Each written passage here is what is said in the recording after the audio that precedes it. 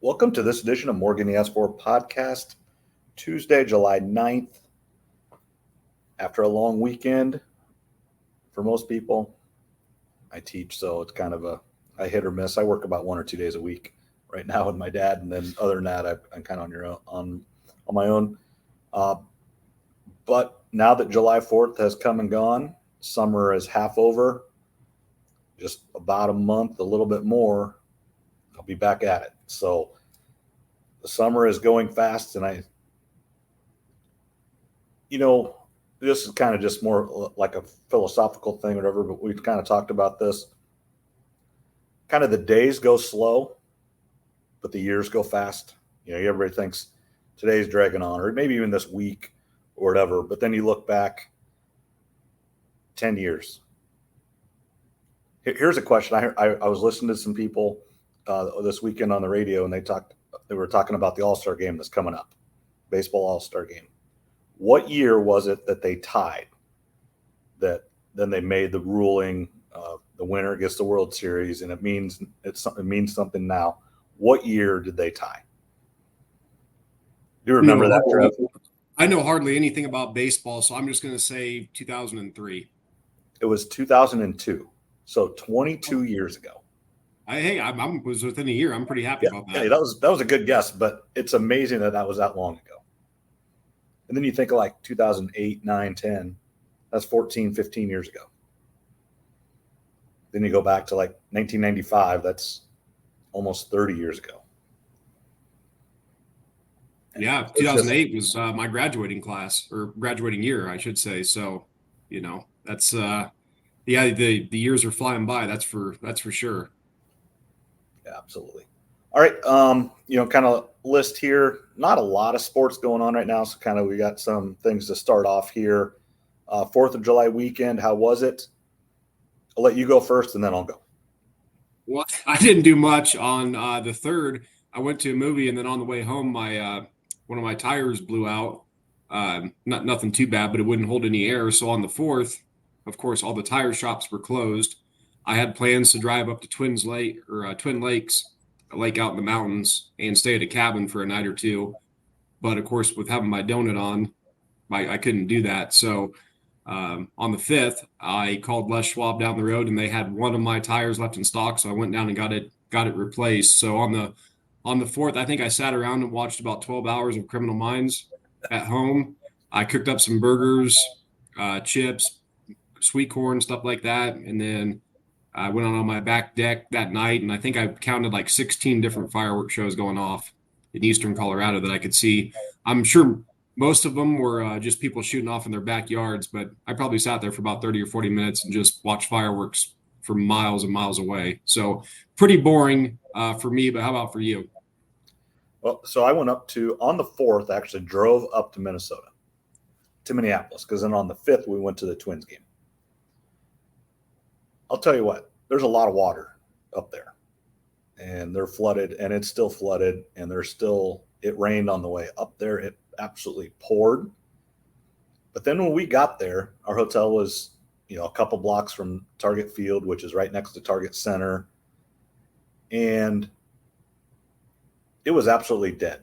I will say this, downtown Minneapolis sucks, and it's boring, and there's nothing to do. There's going to be people that kill me for it, but I don't know what's happened there. But there's nothing to do. I didn't think. There weren't very many things open. Now, I understand this is July 4th, but you would think there was a baseball game that day at 1:00. They played early, and then it did rain afterwards.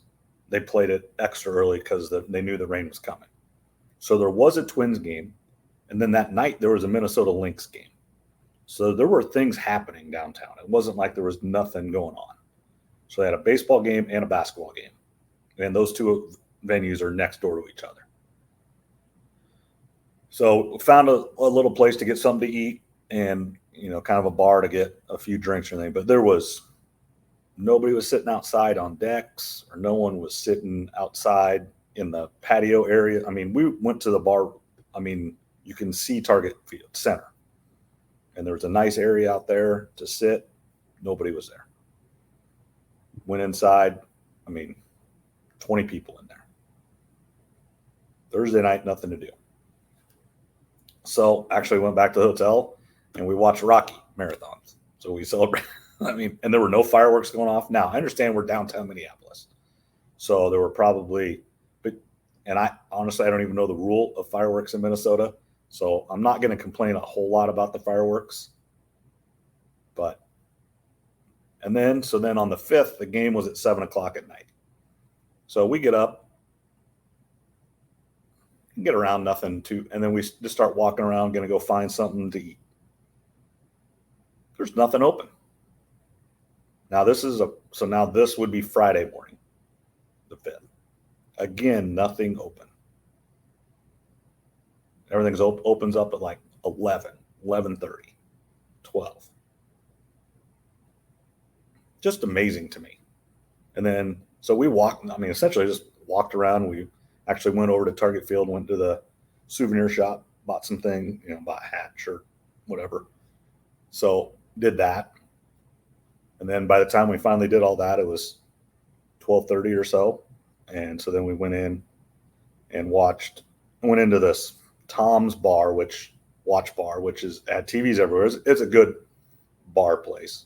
So we watched soccer because that was what was on. And then at 5:00 was the bar that I wanted to go to. It wasn't open at all in the 4th, called Cowboy Jack's, rooftop, music playing, opened at 5:00. We went there for like an hour or so and then went to the game. But that was the place to go. There was like one really cool place to go in the 3-4 block radius of downtown Minneapolis. So I was very disappointed in Minneapolis. You probably saw me taking a couple notes, and I know we're going to talk about the rest of our summer plans. I'm actually going to be in Minneapolis mid-August, or actually toward the end of August for the Zach Bryan concert. Right. Staying downtown. So I'm writing down what you're saying because I haven't been to Minneapolis in years, and not to get too political or anything. But I wonder if I do think that has something to do with it, though. Because of the riots, years ago, I wonder if maybe that's just an effect of all that happening. And then maybe also I'm spoiled. The last few baseball places I've went to, Chicago and St. Louis. And they've obviously St. Louis has a ballpark village that they've invested their money into. And then Chicago, there's bars everywhere right next to the stadium. And it doesn't matter if there's a game or not. Those people are nuts. So maybe, and then I even think about going to Kansas City, and they've got the Power and Light District. So maybe I'm just spoiled at where I've been, where I'm used to having bars within walking distance. Doesn't matter when, where. It's not necessarily cheap, and I don't care about that. But maybe I was expecting something different. What hotel did you stay at? The AC Hotel, Marriott. AC. Yeah. Yeah, we're going to stay. Very nice. Yeah. We're going to stay about 4.5 miles west of downtown at a DoubleTree, and it looks like there's a bunch of stuff in that area. So maybe that'll be a little bit better than downtown. I don't know. I guess I'll find out when I get there. But so we stayed essentially in between US Bank Stadium. Okay. So in the heart of downtown. We were right downtown. In between US Bank Stadium and then Target Field and Target Center. Okay, well, so Cowboy Jack's was fun, but it doesn't open until 5:00 every day, which is amazing to me when a game starts at 7 on a Friday night. Figured they'd want to be open by at least 3 or 4. Get that. People want a pregame for at least 2 or 3 hours typically before events. Right. I agree. Now, the game was awesome. The Twins did lose 13-12. So we saw lots of runs, and the Twins scored 7 in the bottom of the 9th to make it close. So the game was there some guy that broke a record for hits in a row? Yes. Jose Miranda had 10 in a row. So then he came up in the bottom of the 9th, and they pinch hit for him. So he did not finish. And then I went and looked the next day. They played again, and I'm pretty sure he had 2 more hits, and then he got walked. So he was on base like 13 straight times, and he finally did get out. So, he was 5 for 5 on Thursday, the 4th. Then he was 4 for 4. No, well, he would have been 5 maybe he had one hit on the third, then he went 5 for 5 on the fourth, and he went 4 for 4 in the game that I was at. Then I'm pretty sure he went 2 for 3 the next game with a walk. So he might have set, like, I don't know what records that could all be, but it was, he was on base 13 straight times, 12 hits in a row on at bats that counted, because obviously, it was there's some records there that are going to be hard to beat. Yeah, I know enough about baseball to know that's you maybe get one shot at that in your lifetime if you're a baseball player, if that. So Yeah, you go 5 for 5 in one game. That's unbelievable. Yeah, let alone carry that over into 2 other straight games. Yeah, what they say in baseball, if you're hitting 1 for 3, you're doing really good. Well, how about this? Season. So I played golf today, and we were talking about, I think there are 13 players over 300 right now in baseball. Baseball's got a problem, and I don't know if it really is because everybody throws 100 miles an hour, and it's hard to hit. And it is, the Twins had like 2 guys over 300. And I'm not 100% sure that guy that had 10 in a row, even with 10 in a row, got to over 300. Yeah, I think that the Pirates pitcher, I know the young guy, he's throwing like 102 every time or something like that. Something crazy. So here's what's crazy is those guys throw 100 miles an hour in the 7th and 8th innings still. That's why they all have Tommy John 2 or 3 times too. Yeah, no, that's pretty amazing. Speaking of Chicago and some other trips, do you have any? I've got some things coming up the rest of the summer. Do you have any trips the rest of the summer, or is it pretty much just hanging around town until school starts back up? Nope, I got one more trip to go next. Well, it'll be a week from tomorrow. We might leave Tuesday. I don't know. We're actually going to go up to northern Wisconsin, up to Lake Superior, and spend a week. My parents, my brother and his kids, and then Paige, Tyler, and I are headed up to the lake for a week. So, is that next week? You said? Yeah, we're going to leave. It's Wednesday to Wednesday, is what my parents. Okay. Well, perfect. You might have to do a podcast with your brother or something, because next week I'm going to be completely out. I'm going to be in Phoenix for a sales meeting. Okay. And then, so you might want to talk to your brother or Zach or someone if you want. And then, as far as rest of my summer looks, we're doing a family vacation in Chicago the first weekend of August, which I'm really looking forward to because I like Chicago. Yep. I can't believe my dad agreed to it because right. I don't picture your dad being a big Chicago guy. No, he used to drive semi in Chicago, and he couldn't stand it. I would not want to be a semi driver in downtown Chicago. But yeah, we're going to do like the riverboat tour, Willis Tower, do some other things, the Stockyards Museum. So looking forward to that. Obviously, Zach Bryan in Minneapolis. Who's all going to Minneapolis with you for that? Me, Cody, Brett, and one other, I think, right now. So I bought those tickets like a year ago. Remember when they went on the pre-sale? Yep. And I bought some to that one, some to Denver. I know it was kind of chaotic because I didn't know what to buy.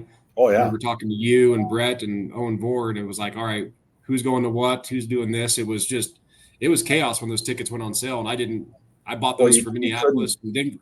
You didn't know which ones you were going to get. That was a problem. Yeah. And then when you did get a chance to get tickets, how many do you get? 2, 3, 4, 5, 6? Right. You didn't want to buy too many. And the problem is they make it so hard to sell. I understand that he doesn't want people charging $400 for a ticket, but you should be able to sell it for what you bought it for, in my opinion. Yeah. And that's through all those apps and everything. So anyway, yeah, doing that. And then the last thing I kind of have planned for the rest of the year, other than just my normal work travel, is I'm going to the Apple Cup in Seattle with some customers, Washington and Washington State. It's going to be played at the Seahawks Stadium, which I'm a little disappointed in. I really don't like when college games are played at pro stadiums. And Husky Stadium there for Washington is one of the bucket list stadiums I want to go to someday. So I'm definitely happy to be going. I probably shouldn't be complaining. I wish it was at the Husky Stadium. Right. The Husky Stadium is pretty cool too. But Seattle's the Seahawks one is really fun as well. Oh yeah, and I've only been to Seattle once for like 8 hours, so I'm looking forward to it. Going to go spend a couple days there. So that's kind of what the rest of my summer is looking like. Yeah, and I mean, then I'm going to go hinterland to do that, and then I'll probably hit the fair too. I mean, and then school's back up. Is Hinterland and the fair like the same time? It's right. The hinterland is right before this. The hinterland is like second, third, fourth, something like that. The first weekend of August. Yeah, Yeah, okay, and then and then the I fair got you. starts. You And gonna get round that numbers. same spot, the camping spot? No, they moved us, so we're not over there by Dollar General and the shower. I think that's staying, but they moved all the campers to right across the road from the entrance. So Okay, just on the other side of the road. where Maddox and all the and Stex and everything were on the other side of Hinterland. Yeah. I'm pretty sure they moved them as well because I was talking to Mark. Oh, at the George Strait concert, and they're moved too. So I wonder if they're moving all the campers across the road to that field over there. That could be maybe it's better over there if it rains because Right. you remember last year it was a mud fest last year. We were in the perfect spot, thankfully, and very easy in and out, but it was fun to watch other people. Yeah, that first night I remember walking back all over the campgrounds and I went 2 or 3 hours walking without slipping and falling. And then within being 5 minutes of the camper, I slid and fell and was covered in mud. So yeah, that's I remember that. It was nothing but mud. Thankfully we were close to those showers though. Go get cleaned up. Right. And then, the worst thing about that, all summer it never rained. I think that was the only time it rained all summer. Yeah, I think you're right about that. It was fun though. I mean, you could sit in the camper outside, and I mean, everybody that walked by just covered in mud. I mean, vehicles were stuck all over. It was a mess, but everybody was stuck in the same mess together. So Yep. it didn't really matter if you had mud on your shorts or shirt because Nope. everybody else did. Yeah, you were not the only one. Nope. So that's really, and then obviously in the fall we'll go to Iowa State games and have school, but ready to go.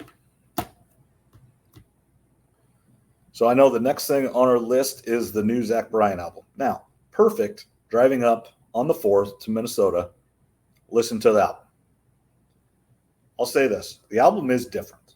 It is not like his others, and the songs are just a different, speed, different tone, and it is different. What do you think to that? That's it. It reminds me of some of his early stuff with a little bit more fancied up a little. It's a little different than American Heartbreak. I think it's quite a bit different than the Zach Bryan self-titled album.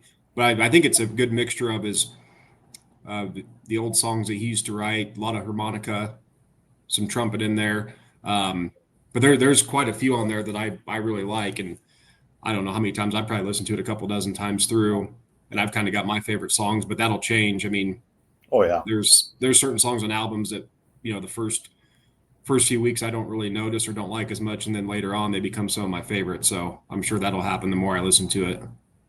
yeah. I'm the same way. Yeah, I mean, obviously, Pink Skies and Purple Gas, kind of the two that were released earlier. Two of the better ones, but they're probably going to fade a little bit just because now you can listen to all the others. Another poem to start instead of to end the album. It starts the album.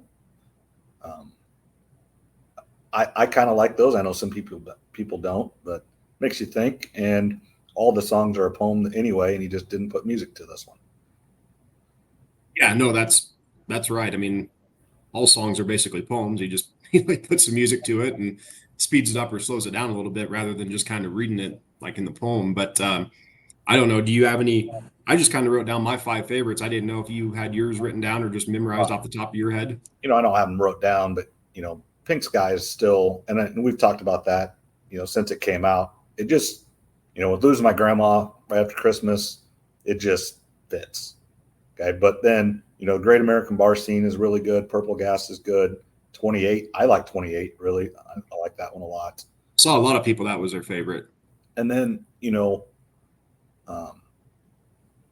I like the collaborations with this one. John Mayer one is good. That's Better Days. And then I like the Bruce Springsteen one, Sandpaper, Piper. Yeah. So, yeah, I Yeah, mean, those are good too. I know I wrote down, I think I did my top five. Number five would be Northern Thunder. Number four would be Like Ida. I think lyrically that's a really clever song. And then my top three, number three for me is Oak Island. I think Oak Island would have been number one if he would have had a little bit more fast paced or in certain parts of the song. I've seen some videos of Oak Island live, and he really gets to yelling during certain parts. I think if he would have done that on the album, I think that would have been number one for me. And then two and one, this was tough, but I'll put Better Days with John Mayer at number two. I like that one a lot. And then number one is American Nights. That's a little bit more upbeat, fast pace, maybe a little bit catchier, and he doesn't do a ton of those type of songs. I wish he did, but those are kind of my top five right now. Like I said, I'm sure that'll change. right. Yeah, I mean, those are good, and those are a little bit off the beaten path. Those aren't the popular ones you see or whatever, and that's good, Trev. I see American Nights, I think, is getting played a lot, or a lot of people like that one. I don't know, Better Days I really liked. Yeah, Oak Island. I like that. Those are for sure. And then, like I said, Like Ida, I think lyrically is a clever song, but with most of his albums, I mean, I remember when American Heartbreak came out, that was there's however many songs I forget now off the top of my head, but everybody had a different favorite one. Yep. And this one had 18 in a poem or whatever it is. So everybody's going to have a different top favorite song or two. Yeah, it's not 12 songs like a lot of albums. He definitely puts out more music. And then, you hate doing this, but surely he's working on new stuff, but he hasn't hinted too much at that. There's always, when American Heartbreak was out, you knew he was writing again right away. He's kind of always let on that he's recording stuff at all times, but I haven't heard as much about that going forward. Have you? No, I haven't either. He put something on Instagram. I think last night he was singing some new song, but my guess is he's already got some songs in mind. He might take a break from recording. I don't know what his schedule is. Obviously, he's still got half the tour left, I think, give or take, of this one. So I think I saw something a couple years ago where he had like 800 or 900 songs that he'd written that he hadn't, officially made into songs, that he had the lyrics written down. So I'm sure he's got a bunch of stuff in the bank. It just depends when he has time and who he wants to record with and when and where type of deal. Right. No, yeah. So going, up and back to Minnesota, obviously listened to it several times. So I haven't listened to it a couple dozen like you, but Zach and I listened to it today playing golf. So it was good. Yeah, no, when I got my tire fixed on that Friday the 5th, I'm not used to not having a vehicle, so I went and drove around for a couple hours and just listened to it. And then, when I go to I've been trying to go to the gym at night and stuff, so I'll listen to a little bit then. But yeah, no, I like it. I think it's like with all of his albums, there's plenty of songs that you can find alike, especially with this one being 18 or 19 and all his others. Like you said, it's not 10 or 12 like a lot of albums. All right. When is the end of this tour? Is it the end of the year? I don't know. I mean, I could go to his Instagram page. I'd have to scroll down to find out when the last show is. I think the Denver show that me, Owen, and Tara went to a few weeks ago, I think that was the halfway point, or close to the halfway point of the tour. So I'm guessing he's still got another good 2 or 3 months left, but I'd have to go look it up. Yeah, and is he ending it in Tulsa, Oklahoma? I think that would make sense. I think he's got a show later in the year in Boise, Salt Lake, and in Vegas. As he's making his way west. Of course, I guess now he's going back. But yeah, I don't know for sure, but that would make sense that he ends in Oklahoma, though. Yeah, and then Tulsa is close to his hometown. I'm pretty sure he's from northeastern Oklahoma. Yeah, that would make sense for that to be his last show, or at least one of his last ones. All right, and now as we move to sports on Sports and More podcast here, Caitlin Clark, first triple-double, and I've got a good stat for you with this. Caitlin Clark in college and now the pros has 18 triple doubles. What is her record? What is her team's record in those 18 games? Triple doubles. It's either going to be bad or 18-0. What do you think? I'll go 18-0 because she did Fever one. So she is 18-0 as her team is if she has a triple double. Yeah, that's an impressive. I knew it had to be something, either undefeated or a bad record. So yeah, knowing that the Fever got the win there, which was a big win for them. Yeah, I'd say that. And we've talked about this. They are better, and it is very easy to see that they are better today than they were June 1st.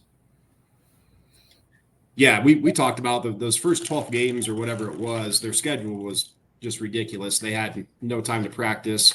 You and I both talked about give them the month of June to see how they do. Well, they did better. And then these last 3 games, specifically Phoenix, they lost to Vegas, but they played Vegas good for 3 out of the 4 quarters, and then to get this win versus New York. So they're definitely playing better right now. They're a 7 seed if the playoffs started out of the 8. So they're in a good position now. I think they've got 4 more games this month before the break, some winnable ones. Tomorrow they play Atlanta, I think at 11 Iowa time. That's kind of a must win. That's a team that they should beat. But speaking of Caitlin Clark's triple double, there's only been, I think, 35 ever in WNBA history. So she's got one of them. And I wanted to ask you, and I know I put it in the text to you, do you think she gets another? And if you do think she gets more, how many? Or do you think that's going to be it for the season? I do think she gets more, and she's been close before. Mm-hmm. I don't know what do you know her actual average, like points, rebounds? Right around 17, 6, and 7, I think. Okay. It's like 16.8, 6, and 7.2 or something like that. And there's been several games where she's been at 9 assists or 9 rebounds. If she plays, which she's starting to, and I think coach is doing a better job, if she plays over 35 minutes a game, she's always going to be close, I think. She's not – rebounding isn't her forte, but if you watch her, she knows where that ball's coming off the rim. And I think that has a lot to do with just being the shooter, and she can see the spin and just kind of – she knows. Just like if you're a good shooter and you shoot it, most of the time you know if you made it or missed it, and when you miss, you know where it's going. As soon as it leaves their hand, most shooters know exactly what's going on. And I think she can see that off others, and she's just aggressive enough. And then obviously the assist, it comes down to if her teammates make shots and make layups. That is still just, and this isn't a Fever issue. It is an WNBA issue, missing bunnies. That is something that they've got to figure out. And I don't know. And I think it is a byproduct of us watching men play, and they just dunk all those so they don't ever miss bunnies. And when you do shoot a layup instead of a dunk, you're going to miss more. You might see in 5 games 1 missed dunk instead of 1 or 2 missed layups a game. Exactly right. My prediction is I think she's going to get 3 more. So I'm going to say she ends the year with 4. And I wrote down the magic number is 7 going into the 4th quarter. And I'm not worried about points. And that number 7, what I mean is she's going to need a combination of rebounds, 7 rebounds and assists combined to get a triple double. So if she goes into a 4th quarter with 12 points, 6 rebounds, and 7 assists, well, then there's that magic number of 7. And I think she's going to be – they've got 18 games left. I would say at least 9 or 10 of those games she's going to be close going into the 4th quarter. And like you said, I've noticed that too with the rebound. She seems to be in the right spot a lot, and the ball just bounces to her if they miss. And like you said, that probably comes down to her as a shooter. She knows where the misses are going to be. It's not that she's just lucky. I think there's some strategy involved, like you said. So I think she at least gets 1 more. I'd actually be a little disappointed if she didn't get another the rest of the season because the team is playing better. Like you said, you can definitely see it. It's a night and day difference. So I think she at least gets 1 more. My prediction is she ends the season with 4 of them. Yeah, I completely agree. She's going to have multiple opportunities and come down to most of the time it's going to be rebounds. Mm-hmm. And she's going to have enough opportunities for assists that, I would like to see go back, and I'm sure someone stats this, how many opportunities are missed, or say she has 13 assists a game. How many maybe should she have had? Now you can go the other way with that, where a couple 3-pointers are made. That's all of a sudden why she has 13. You can't necessarily guarantee a 3-pointer, but obviously you get assists for that. But how many were, did Aaliyah Boston miss a layup, or somebody dribbled it off their foot, catch in one dribble? I think you get one dribble and it's still an assist at least in the NBA. I shouldn't say that for the WNBA, but it doesn't just have to be a catch and shoot for it to be an assist. There is a certain point where it still counts as assist, even if they do a one dribble. Yeah, I don't know what the guideline is or how many dribbles you get, but yeah, I mean, assists are going to be definitely points and assists are going to be the easier two of the three. There'll be the rebounds. It'll be the toughest for her to get. But yeah, you can tell her teammates are shooting the ball a lot better. I think the core three are her, Kelsey Mitchell, and Aaliyah Boston. And then I think, Delissa Smith, Christy Wallace, those two need to probably get a little bit better. But, I have to remind myself too when I'm watching them, they are the youngest team in the league. Their core players are all like 23, 24, 25. So if they can get into the playoffs, which right now they are, and maybe, right now they'd play the Connecticut Sun, I would fully expect them to lose that series. Right. And if it's a 7-game series, which I don't know that off the top of my head, I would assume. Not sure, but if they could win 1 or 2 games in that series, that'd be a good stepping stone. And then year 2, maybe get a little bit further. And then hopefully, if it's like the NBA, year 3 and 4, that's where you're trying to get to the championship and potentially win it. Well, then you just think, let's say it is a 7-game series. Again, I don't know if it is or not. Mm-hmm. That's 2 more home games. So that's 40,000 more people, 40,000 more tickets, 40,000 more hot dogs, 40,000. So that's that much more money for the Fever franchise to help them in everything that they're doing. And just exposure, you're not going to get the number 1 pick, obviously, if they make the playoffs. So that will be a change for them. But that's okay. You want that now that you've had back-to-back number 1s. You don't want that number 1 again, or else that just shows your number 1 picks aren't doing it. Now with 2 number 1 picks, now you need strategic people. And I think they need just a straight up knockdown. You need Caitlin Clark, but not a point guard, but you need a shooter to stand in the corner, I think. Don't you think, Trev? Yeah, that help. I mean, Kelsey Mitchell is definitely the most consistent scorer on the team. Right. Caitlin Clark, she gets a hole though. Yeah, she's really good. She's a better 3-point shooter than Caitlin. Caitlin's getting guarded very heavily though. That's part of it. But she is.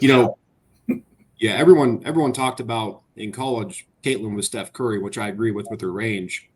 Now that she's transitioned to the WNBA, I think she's still got the Steph range. I think she's more of a LeBron James. She's a Swiss Army knife, rebounding, shooting. Again, getting back to the triple-double. She's even getting steals and blocks like you and I talked about a few weeks ago. So she's turning more into I know people don't like LeBron, but he's a Swiss Army knife. He does it all. And that's kind of what Caitlin is right now. And I agree with you. You got Aaliyah Boston down low. They need one more 3-point threat. Christy Walls can sometimes be that, but she's really hot and cold. She kind of frustrates me because when she messes up, she's always laughing about it, which that just annoys me a little bit. But again, it's a young team. But I agree with you. If they had another legit 3-point shooter that could be a threat, I think that would open up things even more for them. Yeah, if you watch Caitlin Clark when she doesn't have the ball, they are still face guarding her because they know that they cannot let her get off. If she gets off, that especially if they're playing in Indiana, that stadium will go absolutely crazy. And then also what it's shown is the complete difference between college basketball and the WNBA in the athletes. because Caitlin Clark is not the best athlete on the floor. She's very, very good, but it's very easy. She's not the quickest. She's not the tallest. She's not the strongest. And other teams all have someone that's their best defender, and they are putting them on her and making it hard for her to score. And then I think some of it is she isn't shooting it real good right now. I mean, I think she's kind of in a slump shooting. But as you said, she is doing everything else a little bit more than she did in college. She never had to pass. She only passed when she wanted to at Iowa. But she was expected to take 20, 25 shots a game at Iowa. That's what she needed to do to win. Now, obviously, she doesn't need to do that for Indiana. And the other teams aren't letting her. Because if she does shoot 25 times, she's going to make, she's not shooting 50% like she did in college. But say she shoots 40%, she's gonna have 30. And if she has 30, they're tough to beat, I think. Yeah, all the other teams know not to let her get easy shots, and she's getting better at cutting down on the turnovers, which is a good sign. You want to see that as she's growing as a WNBA player. And I also think it's good for the team too, for her to be more of a distributor and just do it all rather than just shoot, because that's going to make them a better team long term. Short term, she could put up 20, 30 shots a game if she wanted. That's not necessarily going to make them a better team. I think what they're doing right now and what we're seeing is long term is the right way to do it. She'll start shooting the ball a little bit more and a little bit better as time goes on. And once they become a better team and these young players grow, and like you said, maybe add someone in free agency, another 3-point threat. Yeah, if she keeps getting 13 assists a game, teams may have to start thinking about sagging off. And, if she continues shooting this poorly, maybe they do take one half step back and try to not let the pass get to everybody else's easy. And then she can get that little bit more of an opening and then start hitting down the shot. I think right now they're just saying you are not going to be their leading scorer.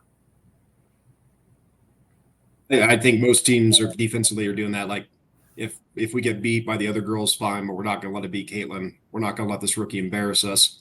Like you said, there will probably be a team that takes a chance and maybe gives her a little bit more space. But if she goes off, then, the next game, they're going to be right back on her. So I imagine it's going to be the rest of her rookie season. And maybe, probably long term even, there's going to be plenty of games in year 2, 3, 4, and 5 where she's guarded just as heavy.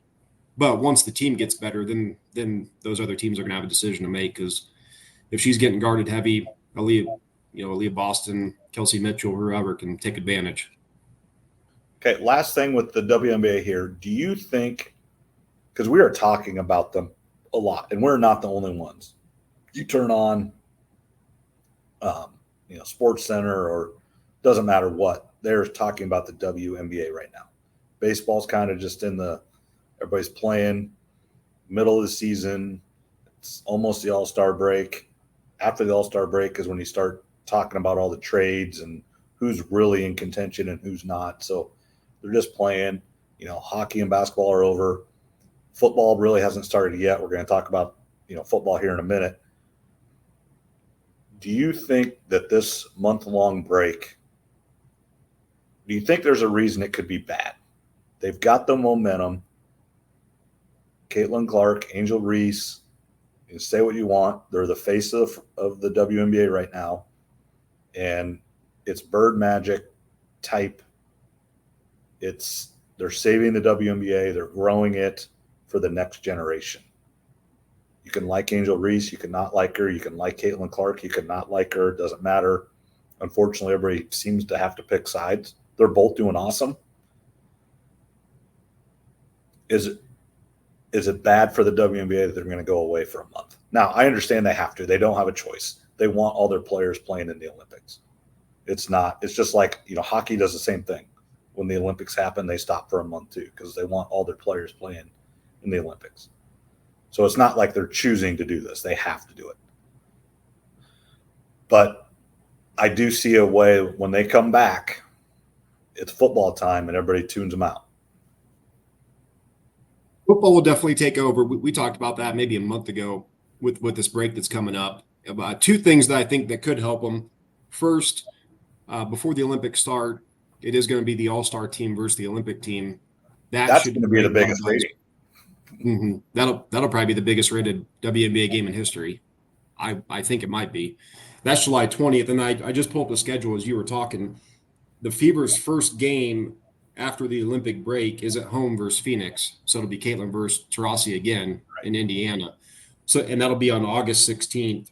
That's right before when school starts again. I think for most, at least for the kids, probably toward the end of the state fair. So, I think that'll be another good little boost there when they come back. But but you're right though. When football starts, I think there's enough momentum now that the talk shows will still have it in some of their segments, but the main 2 or 3 topics are going to be football though, NFL and college, and WNBA will probably be third. Yeah, so you watch PTI and they've got the list on the right side of the screen. Mm-hmm. It's not going to be at the top like it is right now. They're going to have, how did Aaron Rodgers do at practice today? I mean, August 16th, no one's playing football yet. Actually, I don't even think the NFL starts till September 7th. Is the first preseason.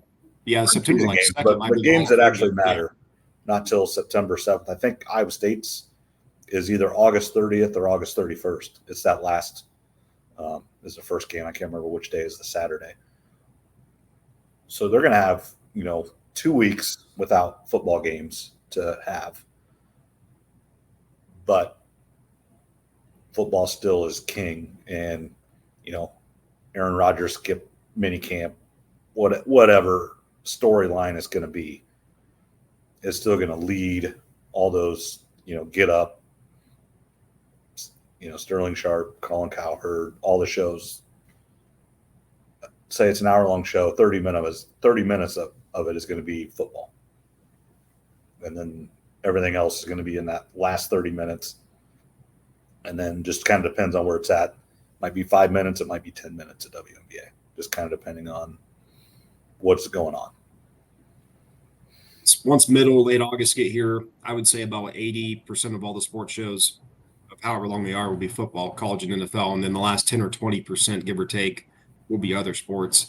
I think the most important thing, though, if they want to compete with football a little as their playoff start, is they need Caitlin Clark and Angel Reese both to make the playoffs. That'll be a big boost. If they both were to miss, that's going to hurt the ratings massively. So they need them both in there somehow, or at least one. And right now, the Fever are the 7th seed and Chicago's the 8th and final seed. So as of right now, they're both in, but still got half a season to go. And then last thing here, is there any chance that the WNBA gets together and says, let's give them both Rookie of the Year to make everybody mad? I mean, truly, it would make everybody mad. I don't know if you could. I guess you could do it. I mean, they could do whatever they want, I suppose. Co Rookie of the Year. Can you imagine? All the Caitlin Clark fans will be so mad that Angel Reese got it. And then all the Angel Reese fans will be so mad that Caitlin Clark got it. But yet the WNBA would just be standing back and laughing at everybody because everybody's talking about them, the WNBA, and their players. PR is great. If they split the award, which I guess they could do, that would create more headlines than just giving it to one or the other, probably. Because then you'd have even more chaos, like you just mentioned, on the Reese fans and the Clark fans, which are divided in a lot of ways. So, and they play different positions, which is silly when everyone's comparing their stats. Oh yeah. But that's just how it is online. Yeah, if they split that award, that will definitely lead sports shows, whatever that is. I mean, that'll be a massive talk. If I'm sitting back and there's an argument for both of them. I mean, it's not like it's a clear cut. Caitlin Clark is better, or Angel. Like you said, they play different positions. They're both doing exactly what they're being paid to do. Caitlin. Angel Reese is paid to rebound, play defense, and then put backs and score right around the rim, and she is doing that. She's setting records. We talk about Caitlin Clark's records. Angel Reese is setting records for most double-doubles by a rookie, in WNBA history. She's doing the same things, just a little differently than Caitlin Clark because of the positions they play. You're 100% right. And I think I'm trying to remember off the top of my head, and I could be off, but I think the preseason WNBA betting odds, I think Angel Reese was obviously, she was in second behind Caitlin Clark. And I think she was 30-1, which would have been a really good bet to make. I thought about it at the time. I forget exactly what it was, but I didn't pull the trigger. Right now, I think she's 2-1. And Caitlin's minus 300 or 500. I looked a few days ago. I forget exactly. Caitlin Clark is still a heavy favorite. Mm-hmm. But the point is, it's much closer now than obviously it was before the season. So in a lot of ways, I wish I would have threw $10 on Angel Reese, and just because the value was there, I didn't do it though. But looking back, I'm kind of kicking myself because that's where the value was at for sure. But she's definitely caught up, and rightfully so. Like you said, she's setting all sorts of records. I think 12 straight games with a double-double or whatever it is now. Yep. But yeah, they play different positions. So I always see people comparing the stats. It's like, well, one's playing a little bit more down low and one's more out, in the open and being a distributor. So, if they split that award, that's going to cause an uproar. Right. But it might be a good up. If I'm the that's what I'm saying. If I'm the WNBA and I'm sitting back, what is best for the league? I truly think it is co-rookie of the years. I don't disagree with you. That would cause massive headlines. Every sports show would be debating, should they do that? Did someone get, screwed out of the award or whatever? But you're right though. If they really want to stay in the headlines and in the news, split the award. Right. All right. And then, kind of last thing, we are moving towards football. It is today and tomorrow were Big 12 media days in Las Vegas. And I believe next week's the Big 10. And so, every week, I don't know the order of everybody, but these next few weeks are all going to be the media days. And overall, you don't get much out of it, but it does signify that football's close.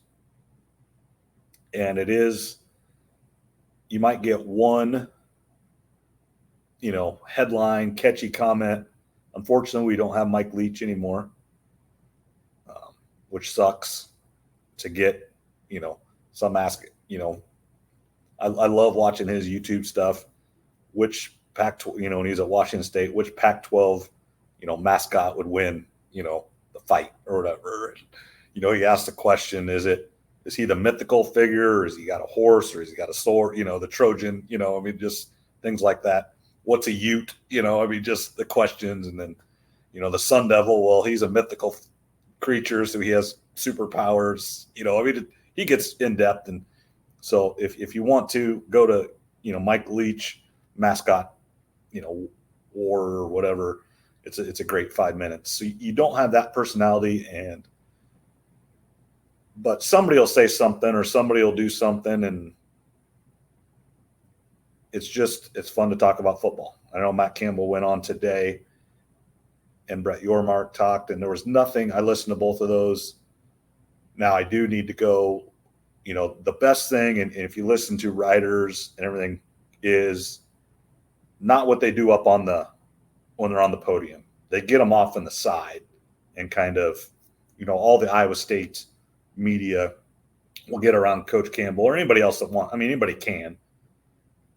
And that's where they give them a little bit more information that is beneficial. But they're not on TV. They just, they're right. They're got their little voice recorders or however with phones, whatever they do. That's where you get your little bit more information. And then I know like Chris Williams and them, they like going and talking to Gundy's pretty good. He'll give you good stuff. But you go onto the side. And then also just you get a lot of stuff because the big wigs are there, the CBS Sports, the ESPN guys. And then you can go talk to them and what are they hearing? Because I don't care what anybody says, the ACC has to figure something out. If Florida State and Clemson are leaving, where are they going to go? And then the trickle-down effect from there. If Florida State goes to the Big Ten and Clemson goes to the SEC, where's North Carolina going? Where's Virginia going?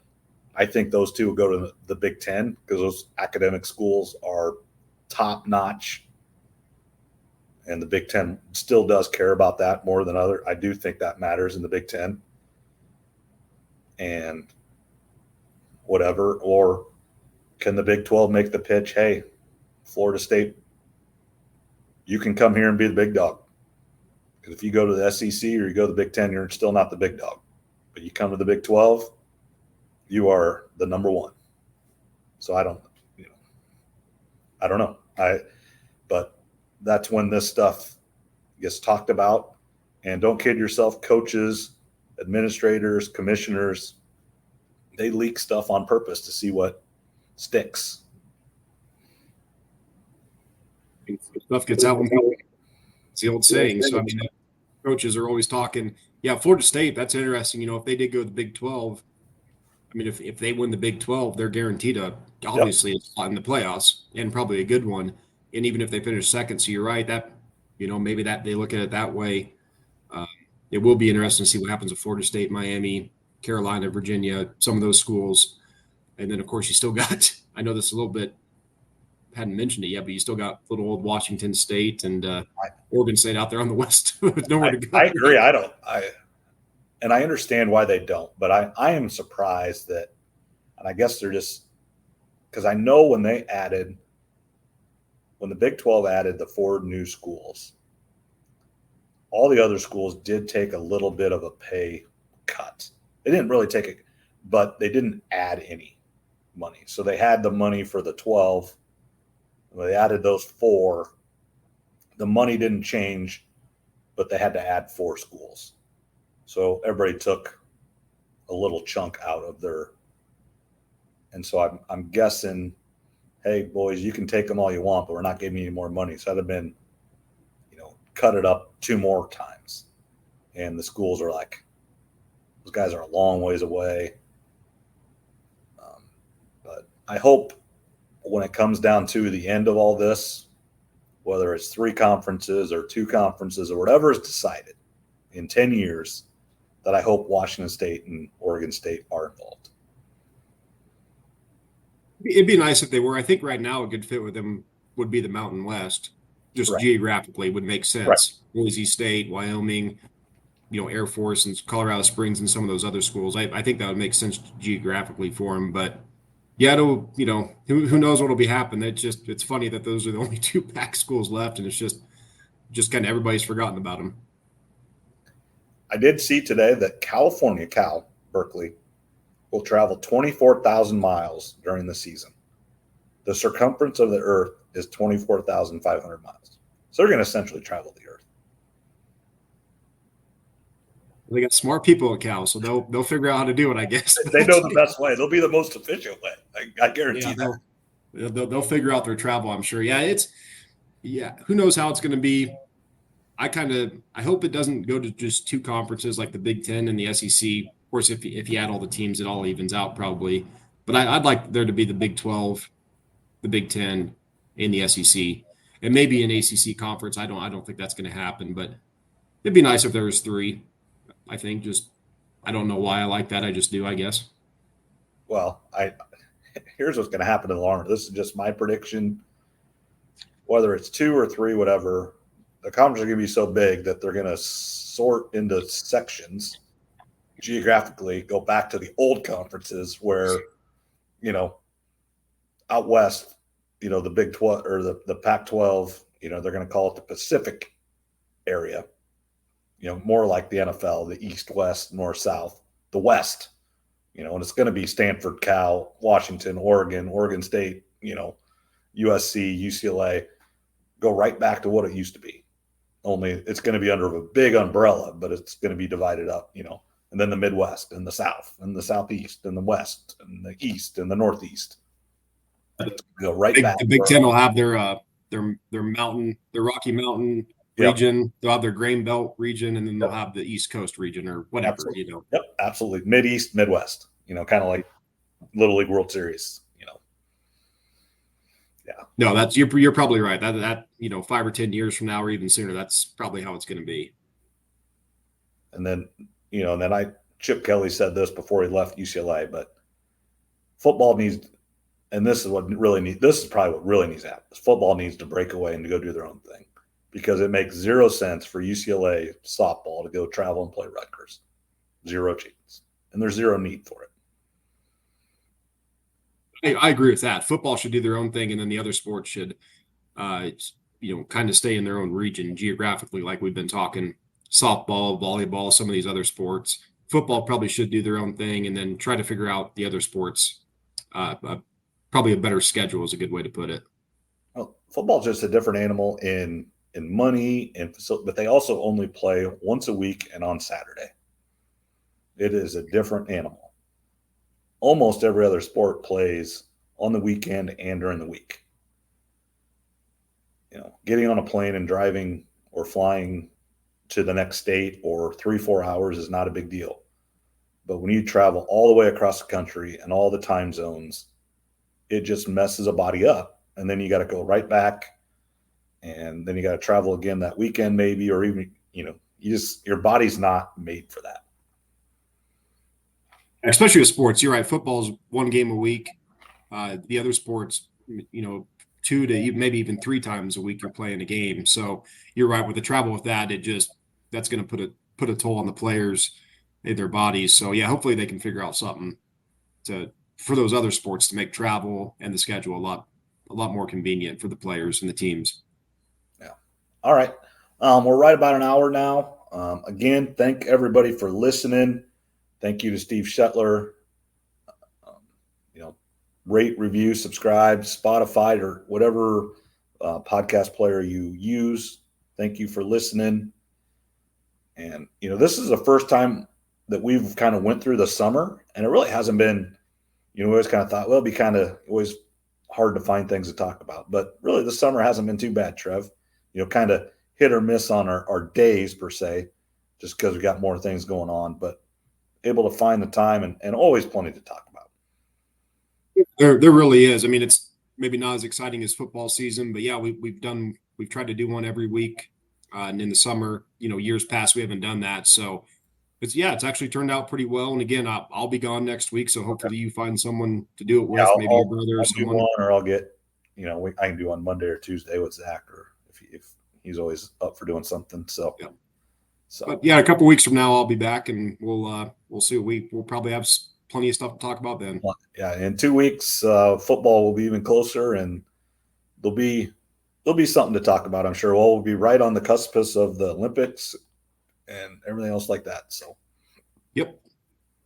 All right. Thanks a lot, Trev, and we'll talk to you later. All right. Have a good night.